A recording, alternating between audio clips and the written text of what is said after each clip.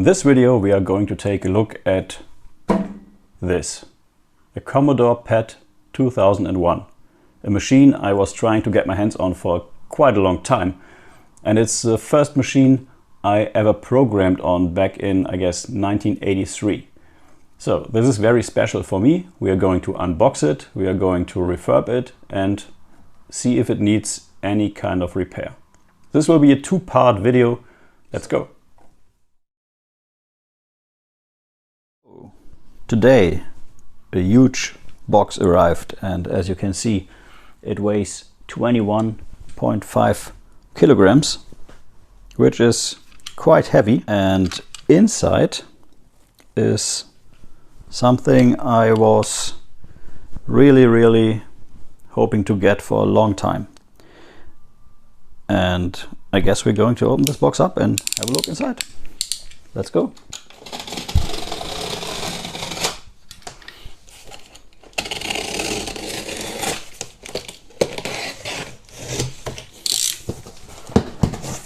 According to the seller, I bought this thing. It's all very well packed. Oh, packing peanuts. Yay, that is unfortunate. Okay. So let's see if we get this out of here without too much damage. Interesting. And maybe you can already see or spot what's inside. I assume this is an empty box just for packaging purposes. Here's the book, which we will take a look at in a minute. And if I turn this thing around, you may already know what this is. And I'm very curious if this thing survived chipping well. I will put the camera a little bit closer. We will try to dig this thing free.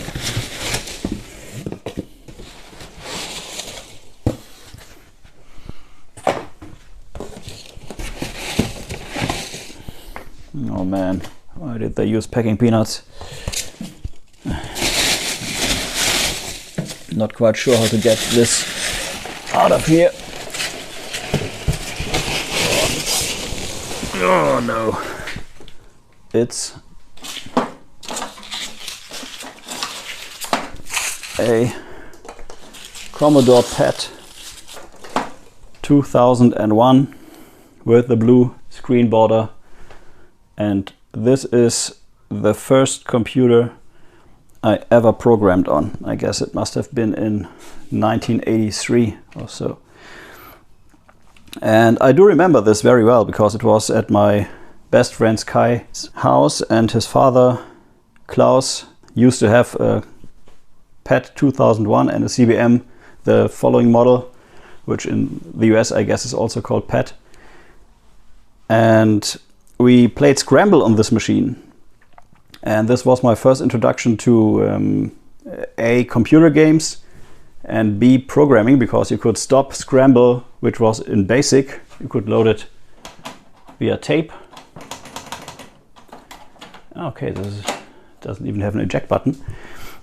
And you could stop the game and add more lives to the game. So you had more spaceships to fly around and shoot at stuff. It's, I guess, in okay condition. Let me just pick up the camera here. Give you a little close-up shot. So this is a chiclet key version, and the keys are pretty rough. There's some, oh wait, I guess this is, actually the stickers are in really great condition because nobody removed the foil. So this is, there's the original key in a little dirty but mint condition, and the protector's still on it. This is awesome. So I could just peel off, if you can see this on the 5 key, go there, peel off the dirty foil and get a pristine fresh key. And this is really awesome, because most PET with chiclet keys suffer from degrading numbers and letters on the keys, and because these keys were protected by the original foil, they are almost as new. This is really great. I guess this is kind of a reset button. A few more packing peanuts in here.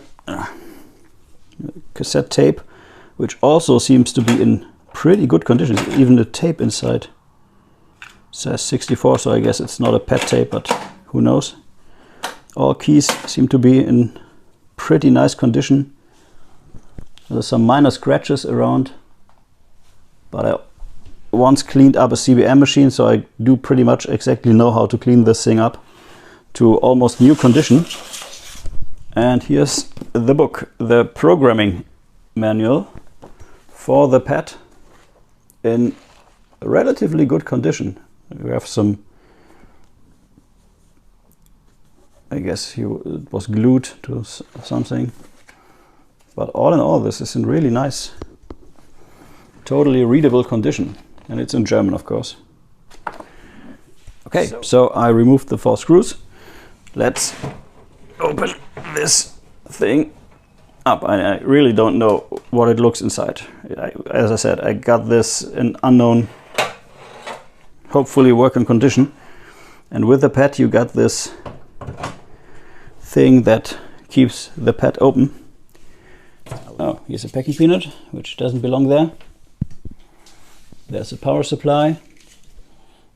Most of the chips, oh no, all chips in this area seem to be socketed, which is nice.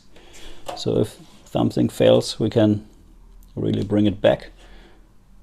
This is a 320132 assembly. PET main logic board from 1978. So I was 5. I'm born in 1973, and I was 5 when this thing was built. So what do we have? Well, all in all, this looks very clean and very nice. All the chips.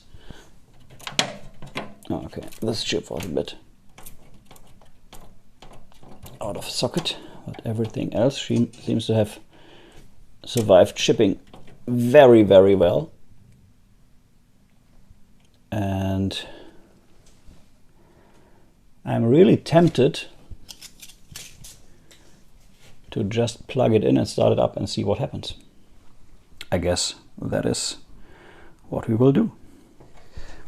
And up here we have a second PCB which drives the monitor and the, oh, as you can see, you see that? The reset switch over there is not connected. So I assume that that was at some point inside here and was rebuilt to stock condition.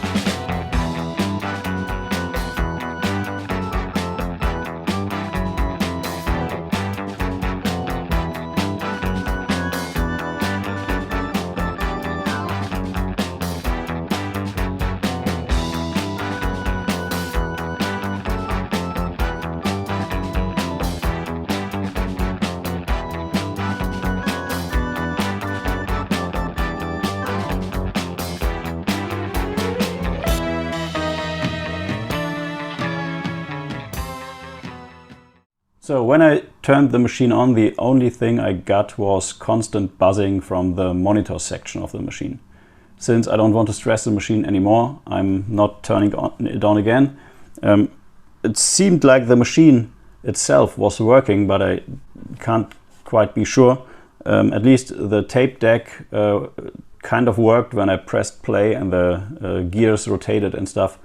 But I don't know what's wrong with this machine, so stick around for part 2, in which we will go and fix it. So I bought a Commodore PET 2001 in unknown condition, and lucky me, it doesn't work. Great! Until next time, bye bye.